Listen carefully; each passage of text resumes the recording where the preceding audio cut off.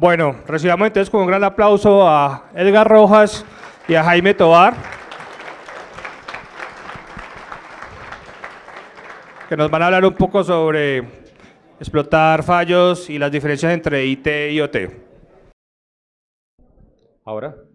Excelente, listo. Muy buenas tardes, gracias por estar acompañándonos. Bueno, lo que vamos a hacer es presentar una forma en que TO y TI nos podemos complementar perfectamente para proteger las infraestructuras críticas, ¿ok? Todo lo que estamos hablando de acueductos, sistemas de generación de energía, generación, transmisión, distribución, la parte de transporte, la parte marítima, la parte de hospitales, la parte financiera, vamos a entrar un poco más a detallar el tema. Y por la hora, que sabemos que es un poco compleja, les agradecemos el estar aquí pendientes.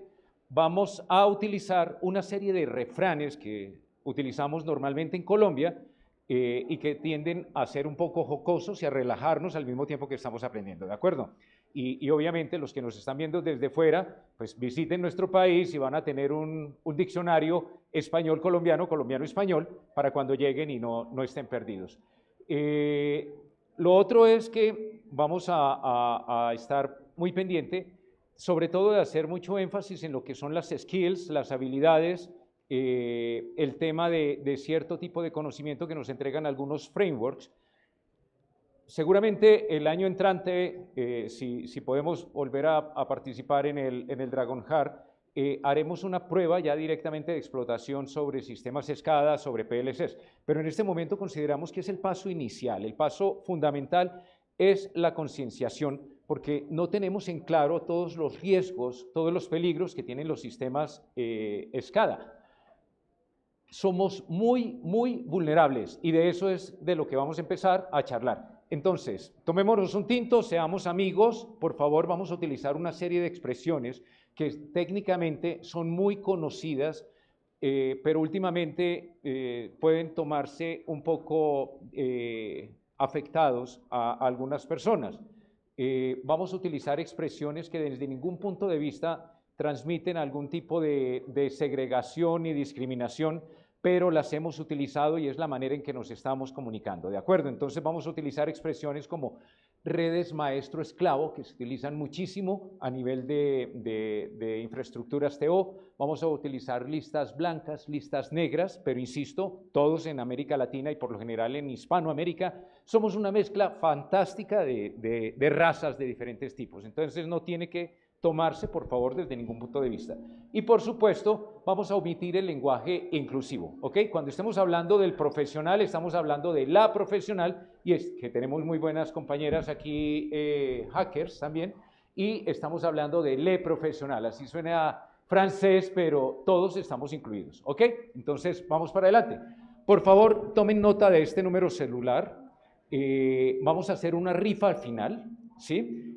Con una pregunta, y entonces la responden por el WhatsApp a este número y el primero que la responda, entonces se va a ganar el premio que nosotros vamos a entregar, ¿ok? Es un premio muy bueno, ¿listo?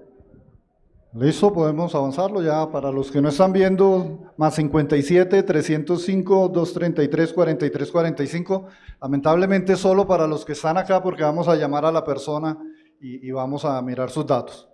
Es un número temporal, pueden hackear, jugar después, nosotros lo desaparecemos, no hay problema.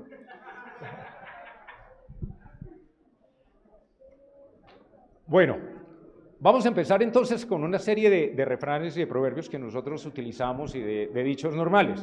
Primero, cada loco con su tema, ¿ok? El tema nuestro es el de SCADA, el tema nuestro es el de infraestructuras críticas, PLCs. Obviamente entendemos que necesitamos aprender muchos de esos términos, los vamos a definir. Vamos a utilizar expresiones jocosas para ello, muy respetuosas, pero entonces vamos a arrancar. Cada loco con su tema, estamos aquí precisamente para aprender cómo entendernos. El ligero Jaime, porque somos como gemelos, ¿no? Entonces tendemos a ser un poco parecidos. Es el canoso. Y Edgar Rojas, este servidor, que seguramente me han visto en películas como Duro de Matar, Rápidos y Furiosos, Edgar Rojas. Es normal que en Colombia hablemos de el pelado cuando estamos hablando de alguien joven, de alguien calvo o de alguien sin plata. En el caso mío se refiere a que es alguien joven, ¿ok? Entonces, vamos bien, listo. Bueno, para todos los que estamos aquí, los que estamos por fuera, la chiva es un medio de transporte, ¿sí? que en este momento lo utilizamos como una chiva rumbera y nos la vamos a gozar. Entonces, súbase pues a la chiva, pero recuerde por favor que no nos hacemos responsables. Ustedes se han dado cuenta que en la chiva van colgados incluso del espejo retrovisor, ¿ok? Todo lo que vamos a ver y lo que vamos a charlar tiene aplicabilidad, por favor, en ambientes que no estén en producción, ¿sí? Vamos a dar alguna serie de recomendaciones, incluyendo autores como Paulino, que trabaja muy bien el tema de NEMAP en sus libros, le dedica un capítulo bien interesante al tema de hacer enumeración en sistemas SCADA, pero con cierto tipo de comandos especiales del NEMAP, porque se ha demostrado que causa denegación de servicios, causa inestabilidad dentro de los sistemas SCADA, ¿ok? No es que vayamos y empecemos de una vez a practicar, pero el mensaje que vamos a enviar también es que es muy fácil que nosotros hagamos pentesting sobre sistemas SCADA y vamos a dar algunos tips durante el recorrido. Entonces, nos gusta arrancar siempre con crónica de una muerte anunciada, ¿sí? Fíjense lo siguiente, el día en que mataron a Santiago Nazar, nos dice García Márquez, se levantó a las 5:30 de la mañana después de haberle asistido el día anterior, etcétera, etcétera. Desde el principio sabemos que Santiago Nazar murió y aún así nos atrapa la novela de crónica de una muerte anunciada. Vamos a dar un listado de cuáles son los objetivos que nosotros vamos a perseguir y vamos a trabajar durante la charla de hoy y vamos a desarrollar durante el transcurso de la misma. Primero, lo que vamos a mencionar es que el pentesting a sistemas SCADA es sencillo, muy fácil, la mayoría de las veces. El segundo, el pentesting en productivo a sistemas SCADA puede materializar riesgos la mayoría de veces, entonces por eso no debiéramos aceptar hacer pentesting sobre sistemas trabajando, sobre sistemas en producción. Tercero, el pentesting a sistemas SCADA debiéramos trabajarlo en equipo TO y TI. Definitivamente zapatero a tus zapatos, ¿ok? Hay cosas que nosotros en el ambiente TI nos va a quedar muy difícil, no nos va a alcanzar la vida para aprender de términos de estándares en TO. Entonces trabajemos con un compañero, trabajemos en equipo. Y los que estamos en el mundo TO, pretender aprender todo lo que saben del mundo TI tampoco nos va a alcanzar la vida. Pero si hacemos un equipo a nivel latinoamericano, a nivel hispanoamericano, a nivel nacional, seguro que vamos a hacer cosas muy buenas porque somos muy vulnerables y eso implica una cantidad de riesgos muy tremendos. Cuarto, el pentesting a sistemas de SCADA debiéramos realizarlo después de haber hecho un buen assessment de riesgos, ¿sí? Nada de que nos dicen, bueno, arranquemos de una vez y vamos, a mí no me da miedo, ¿sí? No, sí hay una serie de riesgos y riesgos muy complicados. Y quinto, el aseguramiento a sistemas SCADA y la concienciación debiera realizarse antes de realizar un pentesting. Y vamos a mostrar un caso bien interesante. Una frase que utilizamos muchísimo en el país es esta. Cuando estamos hablando de algo muy fuerte contra algo débil, pues estamos utilizando eso, es pelea de toche con guayaba madura. Para los que no están familiarizados, ese es el toche, es un ave. Colombia es muy rica a nivel de aves y a nivel de frutas. Entonces, ahí vemos el toche comiéndose la guayaba madura. Pero el pentesting en OT, eso es pelea de toche con guayaba madura. Por favor. Vamos a ver este video que lo editamos, pero es un video que refleja la verdadera situación, el estado actual del pentesting en TO. Entonces vamos a verlo.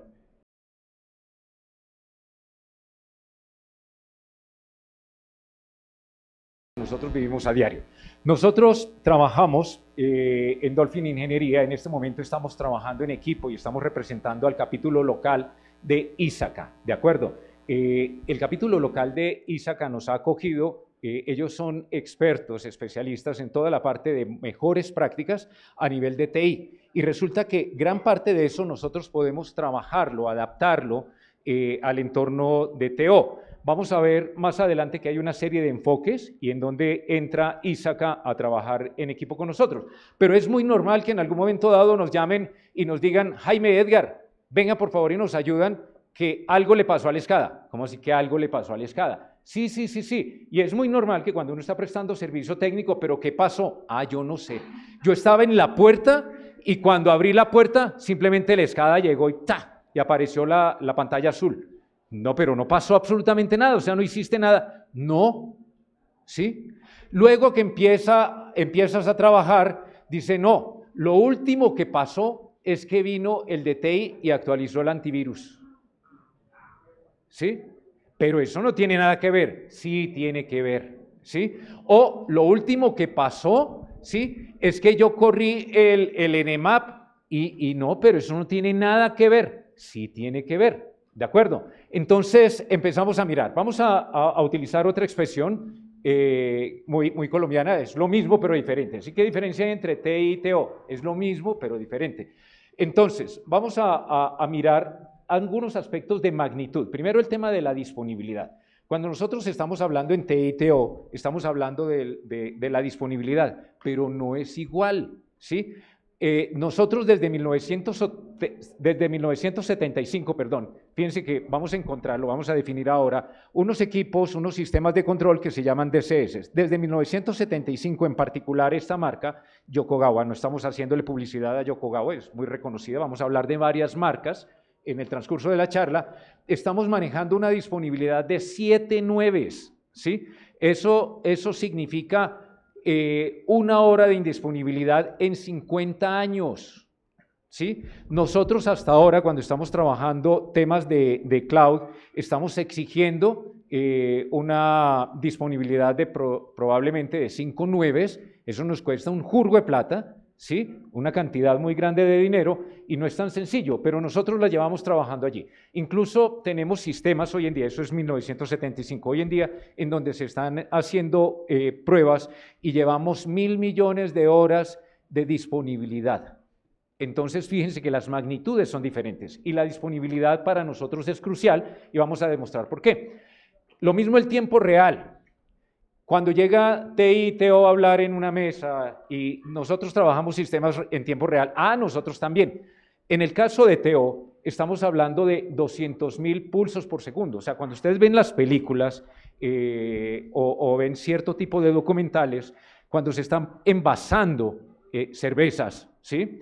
Las ven pasando a toda velocidad, que uno no alcanza a contar cuántas han transcurrido en algún segmento de la película, pero definitivamente estamos hablando de esa velocidad, o sea, estamos hablando de un pulso que toma 2 microsegundos, ¿sí? Y lo alcanzamos a detectar. Entonces, hay diferencias en eso. Y lo otro es el de seguridad.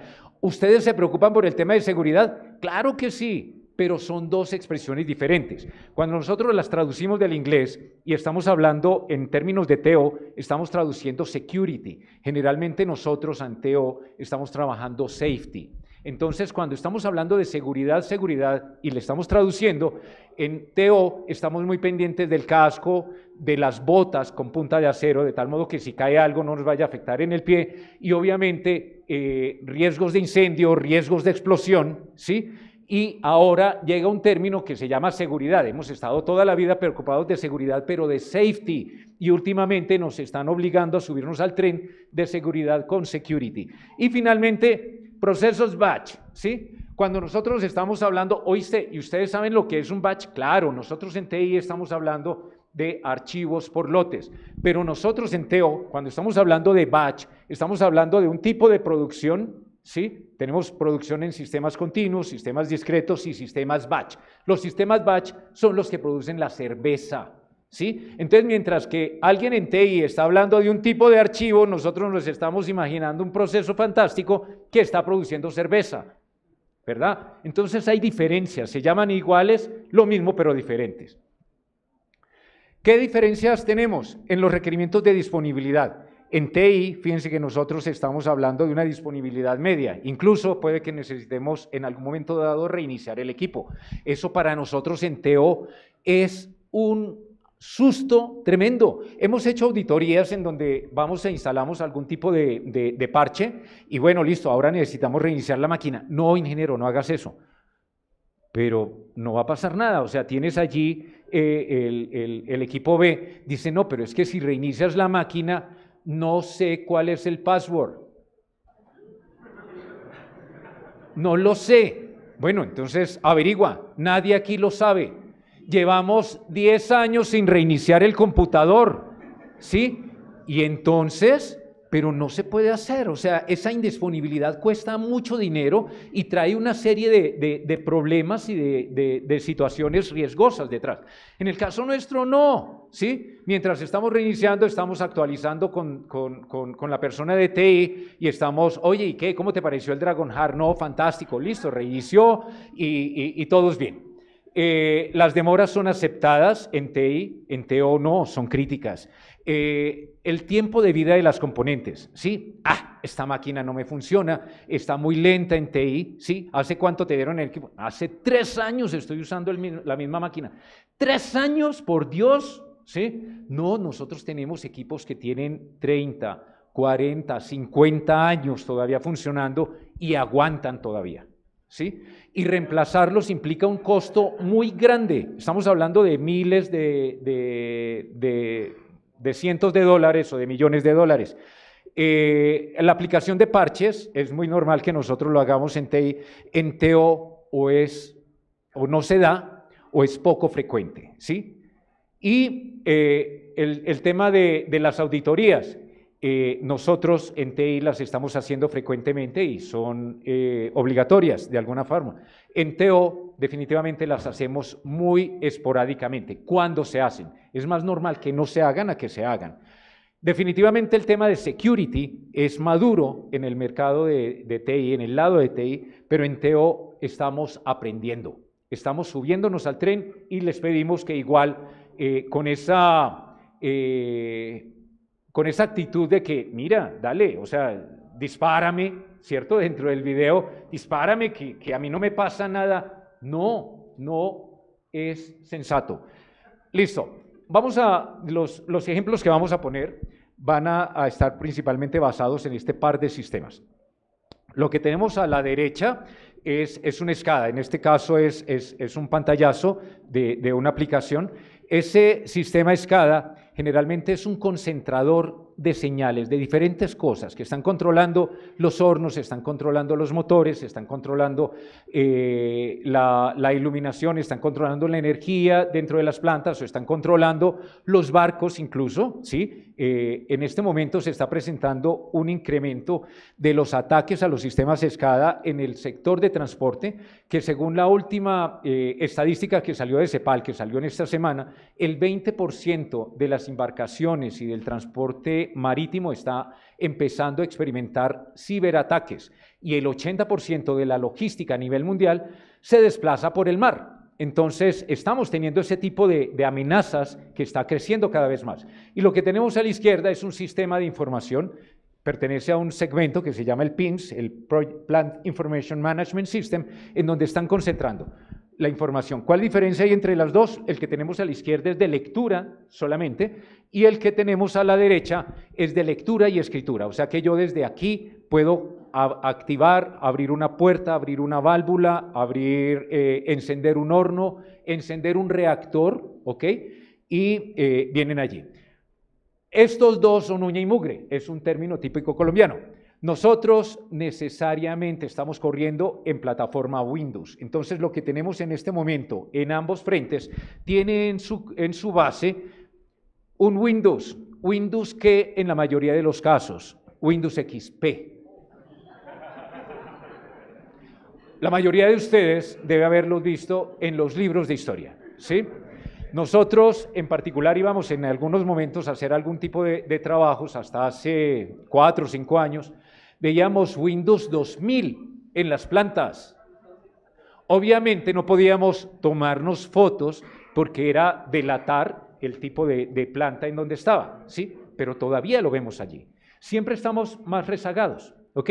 Más rezagados en términos de otros. ¿Qué más tenemos? Tenemos que estamos trabajando Ethernet, que estamos trabajando wireless, pero en la parte de TO, pues obviamente estamos trabajando los OPC Server. Los OPC Server son traductores, son aplicaciones intermedias entre los sistemas SCADA y PIMS que tenemos arriba y las comunicaciones directas con los dispositivos de campo. Pero tienen la siguiente particularidad y vamos viendo una vulnerabilidad enorme. En la mayoría de los casos que ustedes van a encontrar cuando hagan pentesting en alguna planta, se van a encontrar que el OPC Server hace muchos años para que trabajara, para que lograra traer y llevar información a los dispositivos de campo, los configuraron con control total a todo el mundo. ¿Cómo ven eso? O sea, generalmente nosotros pretendemos que si yo defino mi nivel de autenticación, mi nivel de autorización es para mí solo, ¿verdad? Y aún así somos vulnerables. Pero se han configurado de una manera deficiente en control total para todo el mundo. Entonces, una vulnerabilidad muy grande. Gracias. ¿Qué recomendamos nosotros por experiencia y nos ha ido muy bien? Debiéramos trabajar ya, no es, estos son uña y mugre, sino estos son uña, carne y mugre, porque debiéramos trabajar 3 tipos de enfoques para que las infraestructuras críticas sean seguras. Por un lado, el profesional, como los que estamos aquí reunidos en el Dragon Heart, de ciberseguridad en TI, pero también debiéramos trabajar con profesionales de TO que conozcan los sistemas que existen en las plantas, que existen en campo, pero también el tema de safety medioambiental, o sea, qué de eso puede explotar, qué de eso puede estallar, qué de eso puede generar un incendio, ¿sí? Qué de eso puede generar un accidente que mate a alguno de las personas que están haciendo mantenimiento en algún momento dado. Gracias. Y una expresión muy típica de nosotros, Dios cuida a sus borrachitos, ¿sí o no? Vamos a contar el caso típico nuestro. Nosotros arrancamos en Dolphin trabajando hace muchos años con el tema de SCADA y luego nos subimos al tren obviamente de la ciberseguridad porque nuestros mismos amigos y clientes los llegaban a solicitar en algún momento dado. Y entonces nosotros arrancamos con el de la extrema izquierda. Teníamos que estar muy pendientes de los estándares, que los hemos puesto allí para facilidad de ustedes de consulta después, pero ese tipo de estándares hace mucho énfasis en algo que está muy bien que lo hagamos, sobre todo en las consecuencias. Muchas veces hemos mencionado una frase típica de que existen 2 clases de compañías, las que han sido hackeadas, ¿sí? Y las que todavía no saben que han sido hackeadas. Partimos del hecho de que nos van a hackear. En el momento en que nos hackeen, ¿qué pasa? Pues no tiene sentido que, no pilas, que nos hackean y automáticamente va a estallar la planta, por Dios, ¿sí? Entonces hacemos ingeniería de revés. ¿Qué de lo que hacemos en el momento en que nos hackeen va a hacer estallar la planta? Ah, no, esta parte, esta área de la planta puede estallar. Listo, entonces empecemos a construir a partir de que hemos sido hackeados, pero que esa consecuencia no sea tan impactante a nivel de medio ambiente, a nivel de explosión, a nivel de daño de activos o a nivel de personas. Entonces empezamos a construir. Para eso existen los estándares de ISA, de NIST, de NISA y estamos enfocándonos en consecuencias. Entonces hay un buen número de empresas en donde estamos pendientes de que las consecuencias, definitivamente, en caso de materializarse la amenaza y que la vulnerabilidad permita que esa amenaza materialice ese riesgo, pues que no vaya a tener un impacto fundamental a nivel de explosión, a nivel de daño de activos, pero obviamente sí habría denegación de servicios y habría ataques ransomware. Luego empezamos a aprender más de las implicaciones de TI dentro de todo el segmento nuestro y obviamente empieza a ser reemplazado safety por security, o no a ser reemplazado, perdón, a ser complementado. Y empiezan otra serie de estándares y debemos estar muy pendientes de lo que son las amenazas, las vulnerabilidades, y ahí entra nuestra familiaridad y acercamiento con lo que son las ISO y obviamente con ISACA. Y entonces en este momento, ¿qué estamos utilizando? Esas certificaciones que ustedes ven allí, que son mejores prácticas, que para ustedes han sido conocidas desde hace mucho rato, para nosotros cuando tuvimos acercamiento al capítulo Ísaca Bogotá, entonces empezamos a trabajar y vimos que podíamos utilizar gran parte de esas mejores prácticas dentro de la columna de la mitad para ayudar en la parte de seguir utilizando los sistemas, de que no exista la denegación de servicio, paradas involuntarias, tratar de frenar en lo posible cierto tipo de ataques y, por supuesto, seguir trabajando los sistemas, haciéndolos productivos, rentables y todo lo demás, porque las plantas nuestras están trabajando 7x24, 7 días a la semana, 24 horas al día. Gracias. Perfecto. ¿Cuántos de ustedes trabajan o tienen conocimiento de la parte de TO? Levanten la mano. 1, 2, 3. Gracias, excelente. Bueno, tenemos personas. Como varios no conocemos algunos de los términos que Edgar ha venido empleando, pues vamos a aclararlo, vamos a poner un poquitico en contexto ese mundo. Entonces, TI pues es lo que manejamos nosotros normalmente en nuestra parte administrativa. Ese mundo de TO o T, como lo quieran, viene de tecnología de operaciones. Es el que engloba todos los sistemas, tanto hardware, software, que me permiten recoger señales y actuar sobre el sistema físico como tal. Entonces yo puedo cambiar la velocidad de un motor, leer un sensor de temperatura, etc. Y empiezan a aparecer un mundo de siglas, por ejemplo, el ICS, los sistemas de control industrial. Se inventó también para tratar de englobar varios otros términos que aparecían como los DCS y los SCADAs. Vamos a ir mirando rápidamente algunos de ellos.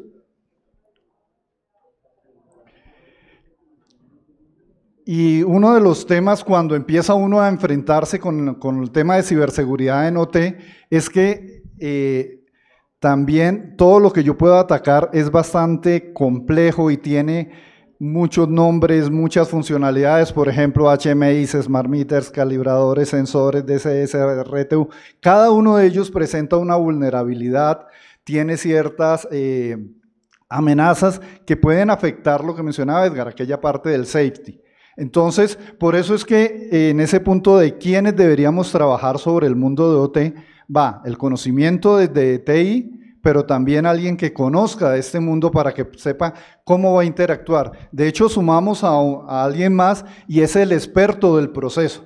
Porque nosotros podemos conocer de RTUs, de PLCs, pero es muy diferente el funcionamiento si estoy en una planta de alimentos, que puede ser lácteos, que puede ser bebidas, que puede ser una cementera, etcétera, y entender cómo interactuar y los riesgos y los peligros que tiene cada uno de esos mundos, vamos a necesitar del experto en ese proceso. Por ejemplo, cuando nosotros empezamos a diseñar un sistema, arrancamos de un PNID, nos pasan ese plano, son planos enormes, hojas, 500 hojas de planos de este estilo, y desde ahí nosotros sacamos la información para luego diseñar nuestros HMIs, nuestras interfaces que me permiten a través de un computador enterarme qué está pasando en planta. Pero normalmente salgo desde este mundo y necesito llevarlo luego a esto. Esto es la interfase hombre-máquina, Human Machine Interface, que lo que me permite es, desde mi computador o una pantalla que está cerca del proceso, estarme enterado yo de si la temperatura subió, el tanque se va a desbordar, etc. Otros términos, los PLC, los controladores lógicos programables, son este hardware que yo instalo y que está orientado a controlar el proceso. Estos sí tienen su propio sistema, normalmente vienen del mundo de Linux con ciertas virtualizaciones, sistemas operativos propietarios, tienen también bastantes vulnerabilidades, se ha venido trabajando sobre ello. Y lo que me permite es, a través de sensores, captar la información de lo que está en proceso y a través de ciertas salidas digitales, análogas, actuar sobre esa velocidad, sobre la temperatura, para hacer mi lazo cerrado. ¿Cuál es una de las complicaciones? En algunos de los cursos que hemos estado, llegan unos excelentes desarrolladores, saben Java, JavaScript, bueno, toda la variedad de lenguajes, pero en el mundo de PLC nosotros nos enfrentamos a este tipo de programación, programación en bloques, en ladder, instrucciones, lista de instrucciones, etcétera, que en cuanto a lógica son bastante sencillas, pero la forma en cómo programo, cuando debo que hacer un enclavamiento, cuando libero el proceso, etcétera, hay que tener cierta formación para poder saber cómo actuar y ya sea o afectar o proteger ese proceso. Lo siguiente entonces ya son los SCADA, ya tenemos HMIs, tengo mi PLC y cuando yo empiezo a recoger información desde diferentes partes, puede ser de un país, de una planta, ya estoy hablando de un SCADA, que es simplemente Supervisory Control and Data Acquisition, sistemas de supervisión y adquisición de datos que me permiten desde un cuarto de control estar capturando información a través de las RTUs o PLCs, información que está distribuida en una región. Hay otros sistemas como los DCS, que son sistemas de control distribuido, donde yo simplemente en cada parte del proceso tengo mi controlador y está con una funcionalidad especializada a esa etapa del proceso. Concentro toda esa información también en ciertos cuartos y desde ahí puedo tomar ciertos tipos de decisiones. Entonces, en nuestro mundo de OT vamos a ver todas esas expresiones, RTUs, las unidades de terminales remotas, los HMIs, todas las otras que hemos visto, y algunos lenguajes o protocolos de comunicación que normalmente en el mundo de TI nosotros no manejamos. Lo de TI no lo vamos a profundizar, pero vemos que de todas formas entre esos dos, como decíamos, está esa interrelación. No es algo que trabaje independiente, y que pueda asegurarse de per se porque está separado. Hay algo que enseñamos en la parte de automatización y es el modelo de Purdue o la pirámide de automatización industrial. Entonces nosotros tenemos diferentes niveles. En la capa inferior yo tengo mis dispositivos físicos, el proceso como tal. Entonces las válvulas, los motores, los variadores de velocidad, etcétera. Ya a un nivel superior, el nivel de control, tengo esos PLCs, esas RTUs que están capturando esa información de esos dispositivos o controlando sobre ellos y envían a la capa superior de supervisión y me permiten a través de esos mímicos, de esos HMIs, enterarme qué está pasando en planta.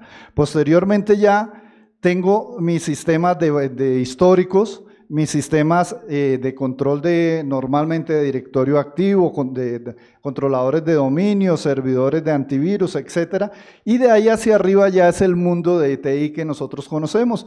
Entonces tengo mi capa empresarial y una capa para exponerme hacia el exterior. Acá empezamos a ver esa mezcla, eso es todo lo que yo puedo ver en un mundo de TO. Y vemos, Edgar, por favor, que la primera parte sería lo de TI y la segunda es la parte de TO, pero están fuertemente interrelacionadas. Por eso es que necesitamos esa uña y mugre y carne para poder trabajar sobre este mundo.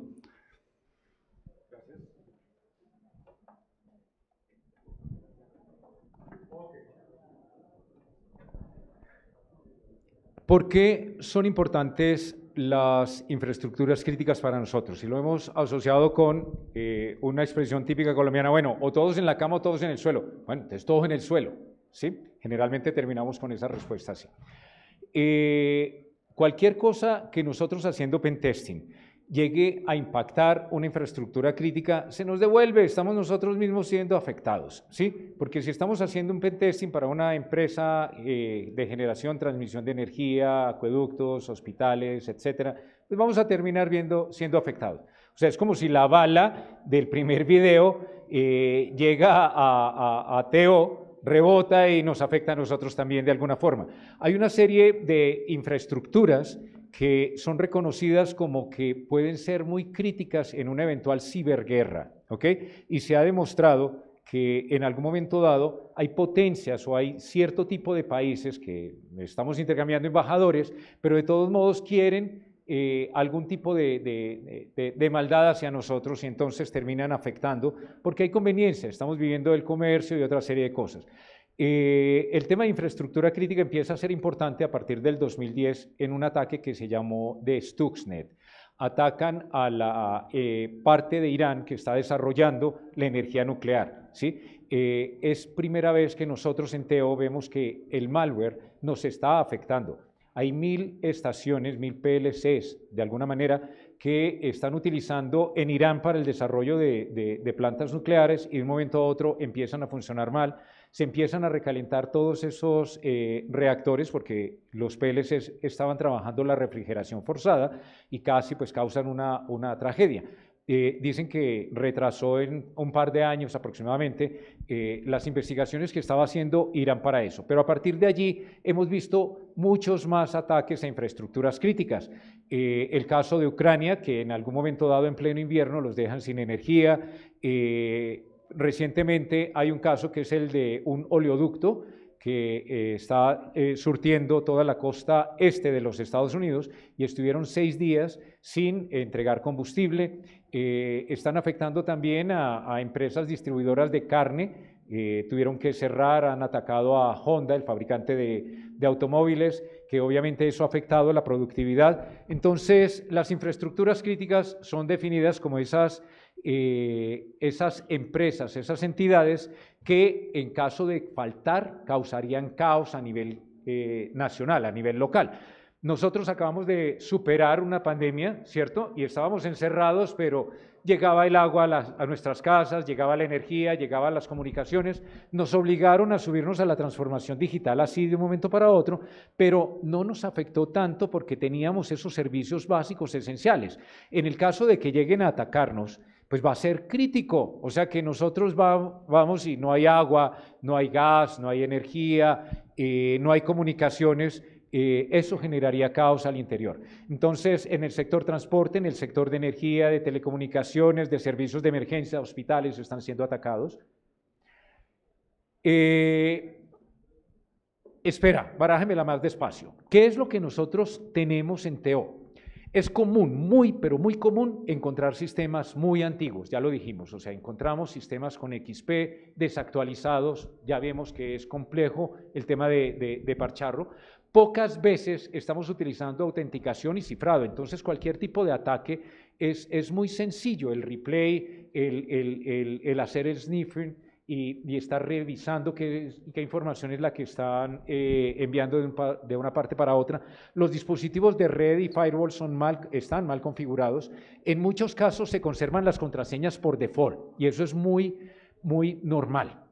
O sea, llegamos a un sitio y entonces ustedes encuentran en internet cualquiera de las marcas que son muy populares en TO, Rockwell, Schneider, Siemens, Omron, G-Fanuc, Aveva, ¿cierto? Y empiezan a buscar en Google o le pueden empezar a pedir a ChatGPT que les digan cuáles son las contraseñas por default, las tienen.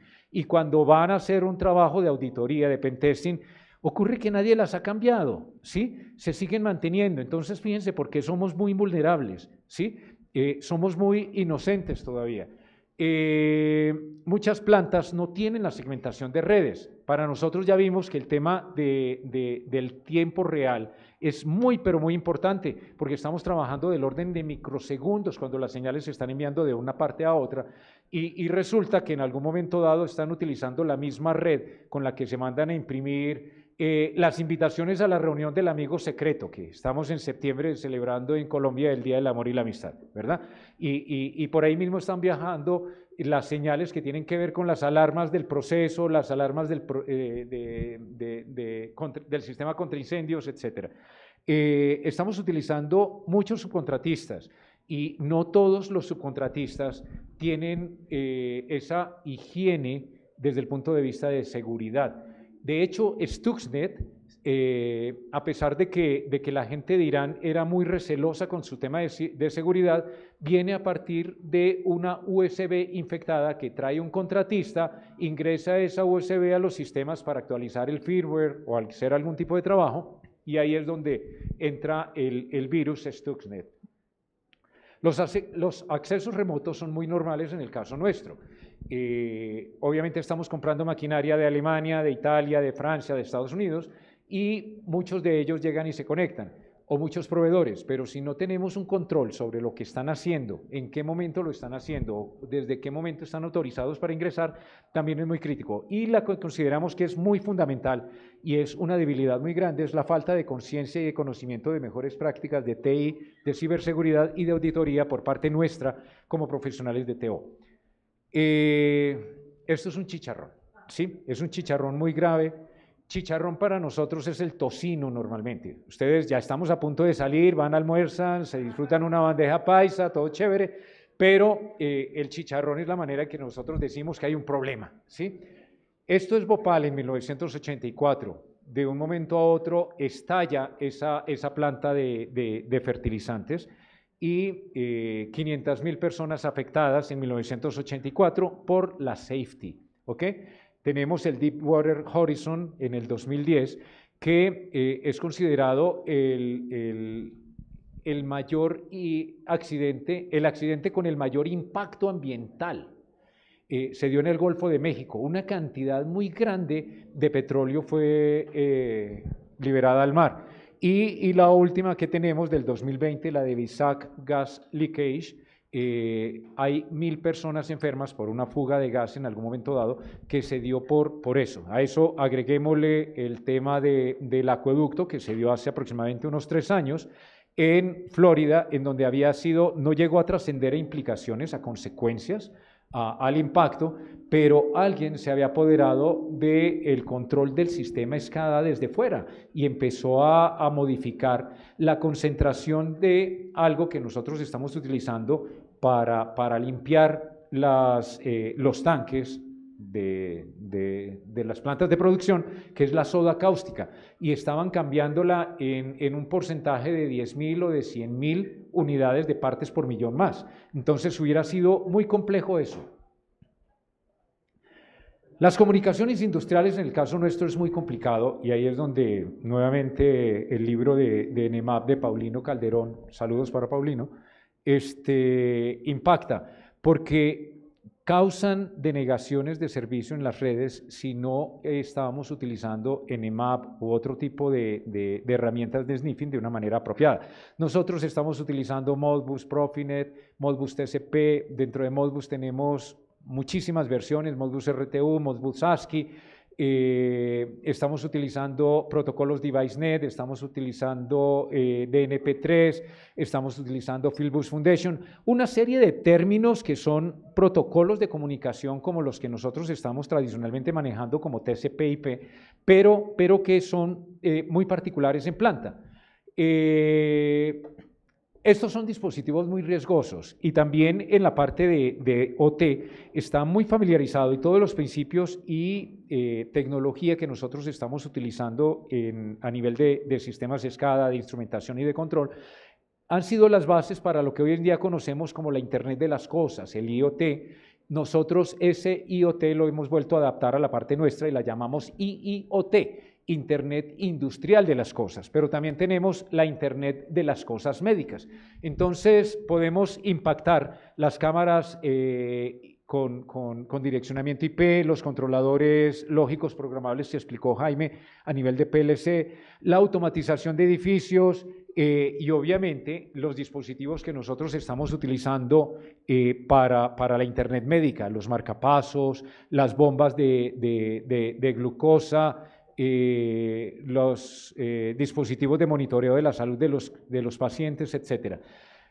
Esto vale un ojo de la cara. Se ha demostrado en el último documento de CEPAL, que insisto que apareció en esta semana, apareció de hecho ayer, aparece a nivel de Hispanoamérica cuáles son los impactos. Entonces, han habido impactos de $500.000 en cierto tipo de industrias que se han afectado. Este es un listado de los principales ataques que se han presentado. No son tan frecuentes en el mercado, en el sector de TO, pero el impacto es muy, muy grande. De hecho, la cantidad de situaciones que se dan en el caso nuestro puede ser anualmente, se presentan 500 casos de impacto en OT, mientras que en TI se presentan 500.000. Pero en el caso nuestro el impacto es muy grande. Son muy costosos, pero es más costoso no aplicar remediaciones sobre esas vulnerabilidades o sobre anticiparnos a esas consecuencias que se lleguen a dar en algún momento dado. Este es el mismo modelo Purdue que estaba explicando Jaime y voy a hacer énfasis en el segundo de abajo hacia arriba que tenemos y es el ataque que se llamó Tritón. Nosotros estamos utilizando en muchas de las plantas precisamente para evitar esas consecuencias que habíamos mencionado que se pueden presentar, sistemas contra incendios, sistemas que evitan la explosión de la planta, y nos sentíamos invulnerables, ¿sí? Mira que te van a impactar el PLC, no pasa nada, tengo el sistema instrumentado de seguridad. Mira que te van a impactar el SCADA, no me afecta, tengo mi sistema instrumentado de seguridad. Y aparece un virus para el sistema instrumentado de seguridad, ¿ok? Que se llamó Tritón. Entonces, afecta, inicialmente se detectó en unos dispositivos, en unos sistemas, imagínense lo poderosos que son, sistemas triplemente redundantes, marca Triconex, de un fabricante que se llama Schneider, y los estaban impactando. Entonces, empiezan en el Medio Oriente. Eso le impedía, en algún caso, a una refinería que si llegaban a impactarlo, el sistema contra incendios llegara a actuar. Entonces hubiera provocado una tragedia muy grande. SOES, que no hay pomada.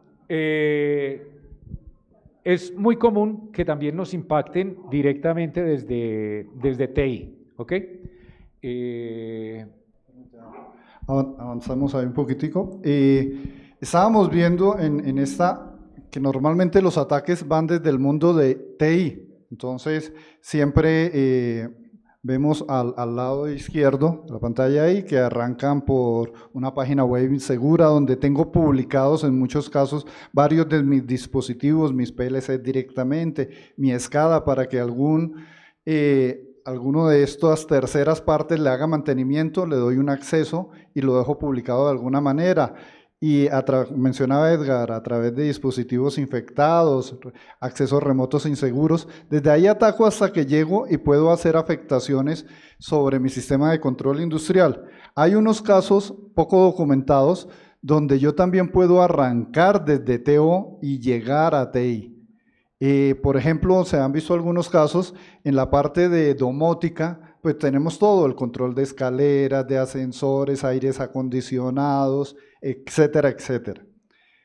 En algunos de estos casos se ha utilizado algo de ese estilo para poder afectar mis sistemas. Es muy conocido la brecha de datos de Target, del distribuidor, el retailer, donde realmente se aprovechó simplemente que había un proveedor de los sistemas de refrigeramiento que no aseguró sus contraseñas, se le robó y a través de eso pudieron entrar a Target, se llevaron más de 40 millones de datos de tarjetas de crédito y débito.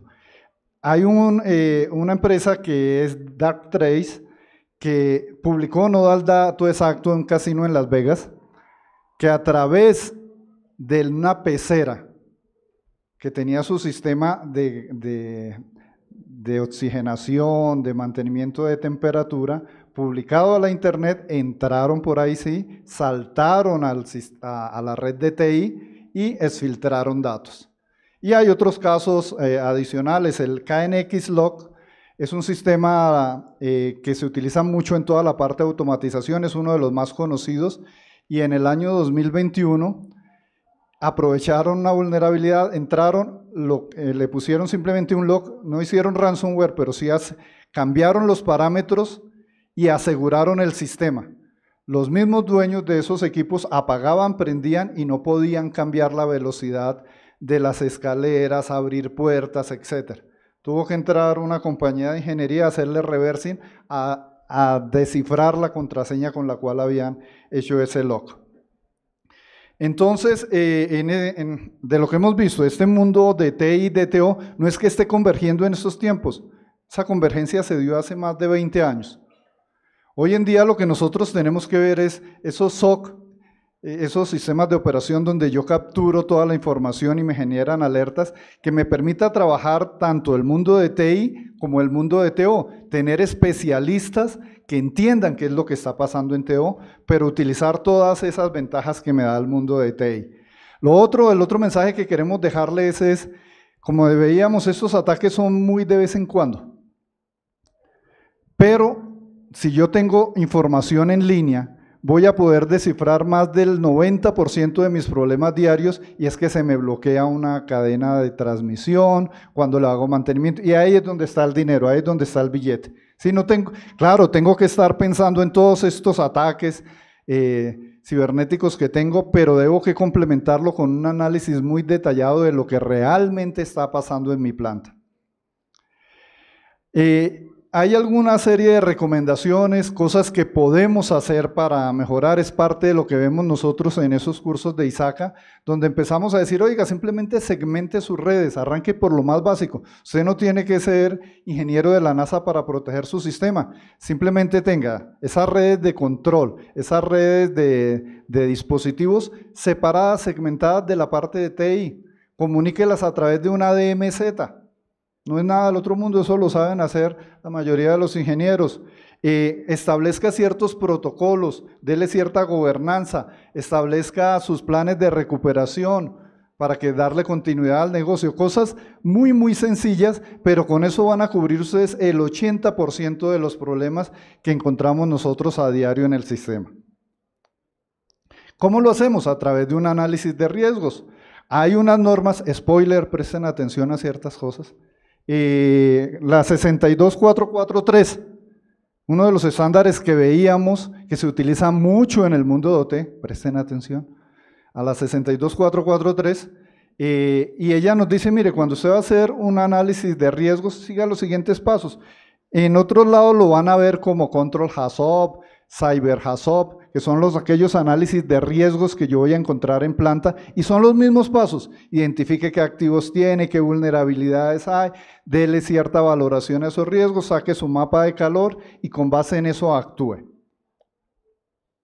Esta también, ojo, hay que estar mosca, ahí se repite la 62443, la 27001 lógicamente aplica para el mundo de TO porque veíamos esa interrelación que tengo entre TI y TO, estándares como la NIS, el 882, todas esas me dan ciertos lineamientos, el marco de ciberseguridad de la NIS también los puedo utilizar para decirme qué debo yo hacer en mi industria para poder asegurar.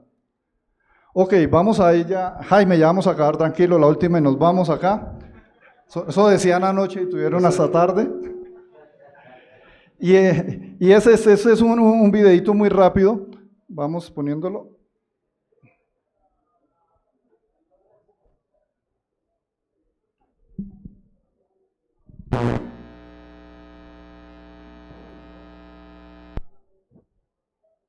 Operadores de la unidad de isomerización comenzaron a introducir hidrocarburos líquidos altamente inflamables a la torre separadora de refinado. En operación normal solamente deben haber 6 pies y medio, 2 metros de líquido en el fondo de la torre. Había un indicador de nivel cerca de la base de la torre, el cual medía la cantidad de líquido en su interior y transmitía esa información al cuarto de control. Sin embargo, este indicador no estaba diseñado para medir líquidos por encima de 10 pies o 3 metros, y sobre ese nivel, los operadores no tendrían idea qué tan alto o peligroso era el nivel. Se activó una alarma de alto nivel, la cual sonó en el cuarto de control cuando la torre se sobrellenó, pero una segunda alarma redundante falló y no se activó. A las 3:30 de la mañana se detuvo la alimentación y el indicador de nivel mostraba que el líquido había llenado los 10 pies o 3 metros del fondo de la torre. Ahora sabemos que este indicador no estaba midiendo correctamente. Calculamos que en realidad la torre estaba llena por encima del límite del indicador a una altura de unos 13 pies o 4 metros. Como a las 9:50 de la mañana, los operadores comenzaron a circular la alimentación líquida y agregaron más líquidos a la torre que ya estaba llena. A pesar de que el líquido estaba entrando a la torre, no había flujo de salida como lo especifican los procedimientos de arranque. La válvula que controlaba el flujo de líquido fue dejada en posición cerrada. 10 minutos más tarde, cerca de las 10 de la mañana, como parte normal del proceso, los operadores encendieron los quemadores del horno para comenzar a calentar la alimentación. Los operadores desconocían que la torre continuaba llenándose rápidamente de líquidos a más de 20 veces el nivel normal. Ahora calculamos que el nivel alcanzó 138 pies o 42 metros dentro de la torre, mientras que el impreciso indicador de nivel le decía a los operadores que el líquido estaba a menos de 10 pies y seguía bajando. Cerca de las 2:40 de la tarde se activó una alarma de alta presión. 2 quemadores del horno fueron apagados para reducir la temperatura. La válvula indicada en los procedimientos para controlar la presión no funcionó, por lo que un operador utilizó una válvula manual con cadena para enviar los gases del tambor de venteo a la atmósfera. Cerca de la 1 de la tarde, los operadores abrieron la válvula para enviar líquidos del fondo de la torre a los tanques de almacenamiento. Esto debía haber mejorado las condiciones dentro de la torre inundada, pero el líquido en el fondo de la torre estaba muy caliente y al salir por el intercambiador de calor, repentinamente hizo subir la temperatura de la alimentación a la torre en más de 150 grados Fahrenheit o 66 grados centígrados. Cerca de la 1:05 de la tarde, el líquido entrando en la torre comenzaba a hervir y expandirse, causando que el nivel dentro de la torre aumentara aún más. A la 1:10 de la tarde, la torre comenzó a rebosar líquidos en la tubería de la parte superior de la torre. Líquidos se acumulan en la tubería vertical y ejercen gran presión sobre las válvulas de seguridad a 150 pies o 46 metros abajo. Cerca de la 1:14 de la tarde, las 3 válvulas de emergencia abren y líquido comienza a inundar el tambor de venteo al otro extremo de la unidad de isomerización. Algunos líquidos rebosan del tambor de venteo hacia un drenaje de proceso, pero la alarma de alto nivel en el tambor no se activa. El tambor se llena completamente y espectadores observan una erupción tipo geyser en la parte superior del venteo. La erupción duró cerca de 1 minuto. El líquido cayó al suelo creando una gran nube de vapores inflamables. A la 1:20 de la tarde, la nube se encendió, causando una serie de explosiones. La Comisión de Seguridad Química cree que la nube de vapor fue encendida probablemente por una camioneta pick-up estacionada a unos 25 pies, 8 metros, del tambor de venteo. Este es el área donde los 2 trailers fueron destruidos, causando la muerte de 15 trabajadores contratistas. Ok, entonces simplemente era para enfatizar, lo que contamos no es casos de novela o algo que alguien haya, algo que alguien haya creado. ¿Aló? Son casos reales y que afectan la vida humana, por eso es la importancia y ese es el último mensaje que queremos dejarles. Nosotros como tal, decíamos, somos ISACA, estamos en el stand ahí para servirles, ampliarles la información y el último mensaje, ¿cómo se van a ir sin dárseles nada? Y entonces, queremos regalarles de lo que trajo Dragon Jar este año, ¿sí? Autografiado por Adastra, ese libro, y ganárselo es muy sencillo. Simplemente, por favor, los que tomaron el número para WhatsApp, regálenos 2 cosas en un mensaje de texto. Su nombre, para poderlo llamar acá, y una de las normas que se emplean en ciberseguridad OT. Listo, y lo recibimos. Gracias. Si hay alguna, bueno, creo que preguntas las atenderemos afuera. Listo. Bueno, un aplauso, por favor.